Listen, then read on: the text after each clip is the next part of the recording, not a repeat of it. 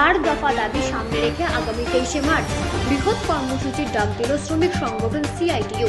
এদিন রাজ্য জুড়ে সাংবাদিক সম্মেলন করে সংগঠনের পক্ষ থেকে জানানো হয়, শ্রমিকদের স্বার্থে এই আন্দোলন আরো বৃহৎ আকারে সংগঠিত করা হবে। সাংবাদিক বৈঠকে উপস্থিত ছিলেন সংগঠনের রাজ্য সভাপতি মানিক দে এবং রাজ্য সম্পাদক শঙ্কর প্রসাদ দত্ত। সিআইটিইউ এর দাবি, দীর্ঘদিন ধরে শ্রমিকদের ন্যায্য অধিকার উপেক্ষিত হচ্ছে। বিভিন্ন ক্ষেত্রে অস্থায়ী কর্মসংস্থান বৃদ্ধি, মজুরি বৈষম্য, সামাজিক সুরক্ষার অভাব এবং শ্রম আইন প্রয়োগে গাফিলতির কারণে শ্রমজীবী মানুষের জীবন ক্রমশ কঠিন হয়ে উঠছে। এই পরিস্থিতির প্রতিবাদে তারা রাস্তায় নামার সিদ্ধান্ত নিয়েছে। রিপোর্ট রাজ্য নিউজ নেটওয়ার্ক।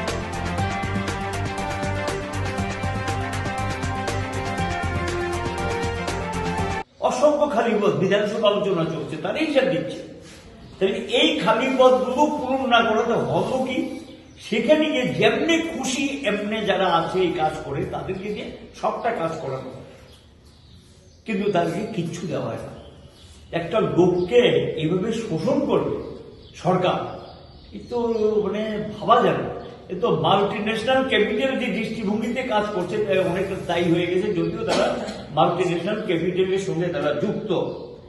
এবং এইখানে গিয়ে আউটসোর্সিং সহ অন্যান্য যে বিষয়গুলি আছে, এবং এই আউটসোর্সিং সহ এবং যে দেখা গেল যে কন্ট্রাকচুয়াল ওয়ার্কার হিসেবে তাদেরকে ব্যবহার করে, আউটসোর্সিং সহ কন্ট্রাকচুয়াল ওয়ার্কার হিসেবে। এই আউটসোর্সিং কন্ট্রাকচুয়াল যেটা চলছে এই পদ্ধতিটা বাতিল করা উচিত। বাতিল করে সেখানে তাদের নিয়মিত বেনিফিট যাতে যায় সেটা শ্রম আইনকে লঙ্ঘন করছে, এটা হওয়া উচিত না বলে আমরা মনে করি। 12 ঘন্টা কাজ রাজ্যে লাগু হয়ে গেছে, এখন পুরো দমে অতিরিক্ত মজুরি দেয় না, কাজটা অতিরিক্ত নিয়ে যাচ্ছে, এটা চলছে। এবং আমরা পরিষ্কারভাবে বলবো এই রাজ্যে যাতে শ্রম কোড লাগু না করা হয়, পরিষ্কারভাবে আমরা বলবো যাতে এটা লাগু না করা হয়, এবং ছাঁটাইকৃতদেরকে যাতে পুনর্বহাল করা হয়, এটাও আমরা পরিষ্কারভাবে বলবো। এবং আপনারা জানেন যে mid day meal, pump operator, anganwadi worker একটা ভালো অংশ ছাঁটাই হয়েছে, তাদেরকে যাতে পুনর্বহাল করা হয়। সর্বশিক্ষা যারা তাদেরকে যাতে নিয়মিত স্কিল দেওয়া হয়, এবং যারা সরকারি কাজ করতেন এবং ডিআরডব্লিউ করতে যাতে এই ধরনের কিছু ছাঁটাই হয়েছে, সমস্ত প্রকার যারা তাদেরকে পুনর্বহাল করতে হবে, এবং সর্বশিক্ষাদেরকে রেগুলার করা, এবং স্কিম ওয়ার্কারদের সমস্ত প্রকার সুযোগ সুবিধা তাদের প্রাপ্য টাকা যাতে সঠিক সময়ে দেওয়া হয়, এটা আমরা বলবো। এবং ফিক্সড পে নিয়ে একটা কোর্টের রায় হয়েছে, সেই রায়টা যাতে লাগু করে এটাও আমরা বলছি। এই সমস্ত দাবিগুলো নিয়ে আমরা বেশি দাবি নিইনি, এই 4টা দাবি নিয়ে বিধানসভা অভিযান আমরা ডেকেছি। বিধানসভায় যাব, আমরা আশা করি মুখ্যমন্ত্রী আমাদের স্মারকলিপিটা গ্রহণ করবেন, অথবা তিনি যদি নাও পারেন কাউকে একজনকে দায়িত্ব দেবেন এই স্মারকলিপিটা গ্রহণ করার জন্য। এবং আমরা বিধানসভা অভিযান 23 তারিখ, আজকে 23 তারিখে বিধানসভা অভিযান শেষ।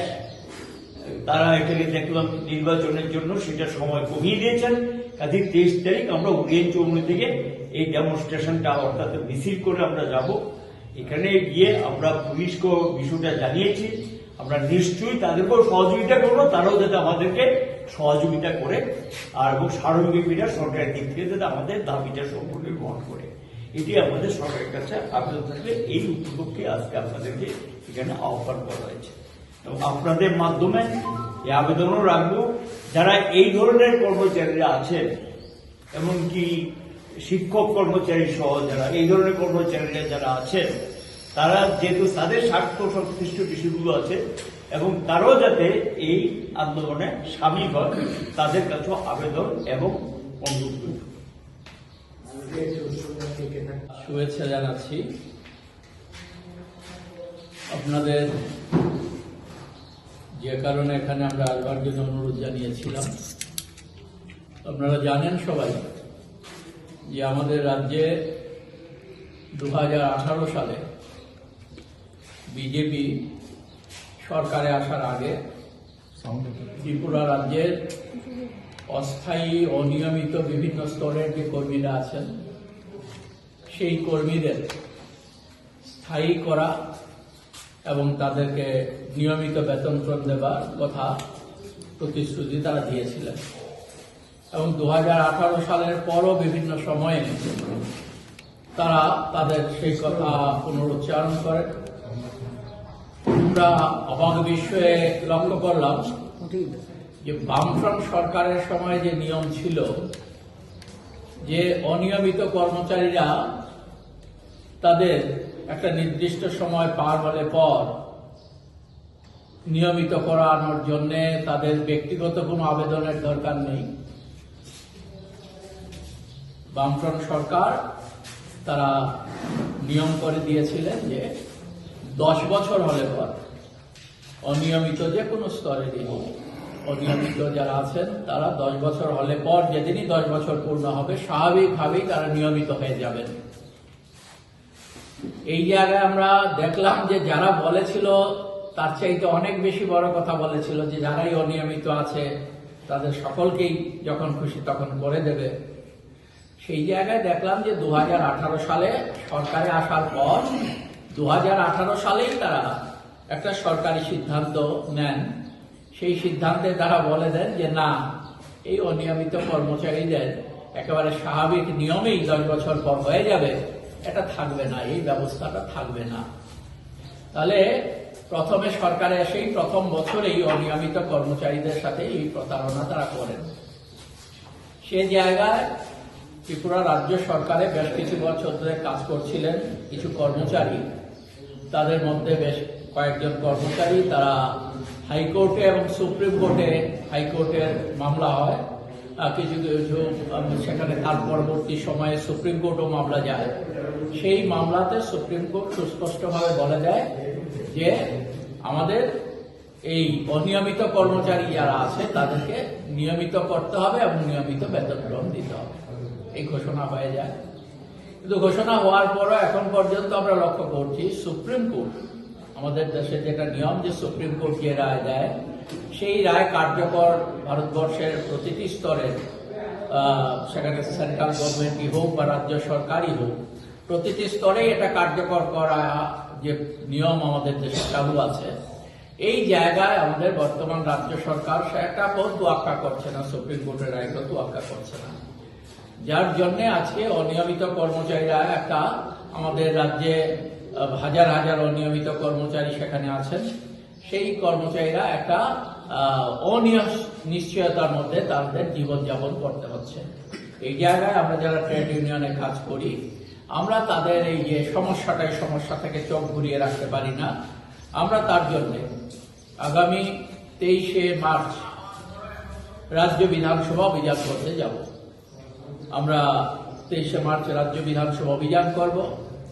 আমরা দাবি রেখেছি যে সমস্ত অনিয়মিত কর্মচারীদের নিয়মিত করতে হবে এবং তাদের পূর্ণাঙ্গ বেতনক্রম দিতে হবে, এই দাবি আমরা রেখেছি। আমাদের দাবিতে মুখ্যমন্ত্রীর কাছে আমরা যাব 23শে মার্চ ডেপুটেশন দিতে বিধানসভায়। এবং আমরা পাশাপাশি এটাও লক্ষ্য করছি যে আমাদের রাজ্যে শিক্ষক কর্মচারী বিভিন্ন স্তরে যারা আছেন এবং যারা পেনশন হোল্ডার আছেন তাদের প্রায় 17% দিয়ে বকে আছে। 22% ছিল, সম্প্রতি 5% দিয়েছে। এবং এটাও আমরা মনে করি যে সামনে এডিসি নির্বাচন, তার জন্য এই নির্বাচনকে সামনে রেখেই এই ডিএটা দেওয়া হয়েছে। যদি নির্বাচন না থাকতো তাহলে পরে ডিএটা পেতেন না কর্মচারীরা। তার ফলে কি হচ্ছে, এই ডিএ 17% না দেবার ফলে আমাদের রাজ্যের এক একজন শিক্ষক কর্মচারী সর্বনিম্ন 6-7 হাজার টাকা করে প্রতি মাসে, 6-7 হাজার টাকা করে, সর্বোচ্চ সেখানে 20-25 হাজার টাকা পর্যন্ত কম পাচ্ছে প্রতি মাসে এক একজন শিক্ষক কর্মচারী। তার বিভিন্ন স্তরের কর্মচারী যারা আছেন তারা সেখানে কম পাচ্ছেন। এবং ডিআর, আমাদের যারা পেনশন হোল্ডার আছেন, ডিআরনেস রিলিফ বলে এটাকে, পেনশন হোল্ডাররা সেই ডিআরনেস রিলিফ তারা পাচ্ছেন না। এই ধরনের একটা অমানবিক কাজকর্ম আমাদের বিজেপি সরকার আমাদের রাজ্যের কর্মচারীদের প্রতি করছে। এবং যারা প্রতিশ্রুতি দিয়েছিল 7ম বেতন কমিশন যেদিন আসবে সরকার, তার পরের দিনই আমাদের দেশের সর্বোচ্চ স্তরের নেতারা এখানে এসে বিশাল বড় বড় কথা বলে গিয়েছিলেন যে যেদিন সরকার আসবে তার পরের দিনই আপনারা হাতে হাতে 7ম বেতন কমিশন নিয়ে যাবেন। দেখা গেল 7ম বেতন কমিশন তো ত্রিপুরায় কার্যকর হয়নি, বরং আজকে তাদের যা ডিএ বা অন্যান্য যে সুযোগ সুবিধাগুলো পেনশন হোল্ডারদের ডিআর, সেটাও তারা পাচ্ছেন না। তার পাশাপাশি আমরা এটাও দেখছি, আমরা দীর্ঘদিন ধরে এক দাবিতে লড়াই করছি যে শ্রম কোড যেগুলো করা হয়েছে ভারতবর্ষে, এটা হচ্ছে পুরনো যে শ্রম আইনগুলো ছিল, এই শ্রম আইনগুলো ছিল শ্রমিকদের স্বার্থ রক্ষা করার জন্য। আর এই শ্রমিকদের স্বার্থ রক্ষা করার জন্য যে আইন, এই আইনগুলোকে পাল্টে এটাকে কোডে রূপান্তরিত করা হয়েছে মালিকদের স্বার্থ রক্ষা করার জন্য। ভারতবর্ষের বর্তমান বিজেপি সরকার শ্রমিকদের সর্বনাশ করে মালিকদের স্বার্থ কিভাবে রক্ষা করা যায় তার জন্য কোডগুলো কার্যকর করার জন্য তারা নভেম্বর মাসে নোটিফিকেশন জারি করেছে। এই আইন সেখানে রূপায়িত হওয়ার পর, আইনে রূপান্তরিত হওয়ার পর কোডগুলো, এবং এটা কার্যকর করার জন্য নভেম্বরের সম্ভবত 21 তারিখ থেকেই এটা কার্যকর করার জন্য তারা সিদ্ধান্ত ঘোষণা করেছে। এবং আমরা যেটা লক্ষ্য করছি যে এই শ্রম কোড ইচ্ছা করলে পর রাজ্য সরকার, কারণ এই শ্রম আইন সংক্রান্ত বিষয়গুলো হচ্ছে আমাদের দেশের যে সংবিধানের 3টি তালিকা আছে, একটা কেন্দ্রীয় তালিকা, একটা রাজ্য তালিকা, আর একটা হচ্ছে যুগ্ম তালিকা। কোন সরকার কি কি ক্ষমতা ভোগ করবে না করবে এই বিষয়গুলো এই তালিকার মধ্যে আছে। তাহলে শ্রম আইন সংক্রান্ত বিষয়গুলো আমাদের দেশের মধ্যে কনকারেন্ট লিস্ট বা যুগ্ম তালিকার মধ্যে আছে। তাহলে সেখানে রাজ্য সরকারও একটা ভূমিকা তারা পালন করতে পারে। তাহলে এই জায়গাটার মধ্যে আমরা দেখছি যে আমাদের ত্রিপুরা সরকার যদি ইচ্ছে করে তাহলে এই জায়গায় শ্রম কোডগুলো কার্যকর না করেও তারা শ্রমিকদের স্বার্থ, যদি সত্যিই তারা শ্রমিকদের স্বার্থ রক্ষা করতে চায়, তারা শ্রম কোড না করেও এখানে এই যে নতুন কোডগুলো পাস হয়েছে তার সংশোধনী এনে এগুলো করতে পারে। যেটা আমরা দেখছি আমাদের দেশের অন্যতম একটা রাজ্য কেরালা, সেখানকার সরকার, কেরালার সরকার তারা সিদ্ধান্ত নিয়েছে এই শ্রম কোড তারা কেরালায় কার্যকর করবে না, এবং কেরালা তার জন্য তারা শ্রম কোডের মধ্যে সংশোধনী এনেছে, যার ফলে এই যে শ্রমিকদের সর্বনাশ করার জন্য যে ধারাগুলো আছে সেই ধারাগুলো বাতিল করে দিয়ে মালিকদের স্বার্থ রক্ষার জন্য কোনো ভূমিকা কেরালায় সেখানে থাকবে না। শ্রমিকদের স্বার্থ রক্ষা করার জন্য কেরালা সরকার কাজ করবে। এবং তার পাশাপাশি আমরা এই দাবিটাও রাখছি, সেটা হচ্ছে যে আমাদের রাজ্যে স্কিম ওয়ার্কার যারা আছেন, বিশেষ করে প্রকল্প কর্মীরা আছেন, প্রায় 40,000-এর এদিক সেদিক প্রকল্প কর্মী, আমাদের 40 থেকে 50,000 হয়ে যাবে প্রকল্প কর্মীরা আছেন, মিড ডে মিলে আছেন, অঙ্গনওয়াড়িতে আছেন, আশাতে আছেন, এছাড়াও বিভিন্ন প্রকল্প আছে আমাদের রাজ্যে। সেই জায়গাটার মধ্যে স্কিম ওয়ার্কার যারা, তারা সহ বিভিন্ন ক্ষেত্রে শ্রমিকরা ছাঁটাই হয়েছেন 2018 সালে বামফ্রন্ট সরকার চলে যাবার পর, যখন বিজেপি সরকার আসে। এই যে ছাঁটাইকৃত শ্রমিকরা আছেন তাদের জীবন যন্ত্রণায় সেখানে অনেকেই মৃত্যুর দিকে ঢলে পড়ছেন। এরকম একটা জায়গায় দাঁড়িয়ে এই যে যাদেরকে বিনা কারণে, বিনা দোষে, সম্পূর্ণ অনৈতিকভাবে, অন্যায্যভাবে যাদের ছাঁটাই করা হয়েছে তাদের পুনরায় নিয়োগের দাবি আমরা করছি। তাহলে এই 4টি দাবি নিয়ে আগামী 23শে নভেম্বর বেলা 11:15 থেকে 11:30টার মধ্যে আমরা ওরিয়েন্ট চৌমুনি থেকে আমাদের বিধানসভা অভিযান শুরু করব। আমরা এই যে 23শে মার্চ, ঠিক আছে, 23শে মার্চ আমরা বিধানসভা অভিযান শুরু করতে যাচ্ছি মুখ্যমন্ত্রীর উদ্দেশ্যে আমাদের এই 4 দফা দাবি নিয়ে কথা বলবার জন্য। আমরা এ বিষয়ে আপনাদের সাহায্য সহযোগিতা চাই। আপনাদের মাধ্যমে আমরা রাজ্যের জনগণের কাছে আমাদের কথা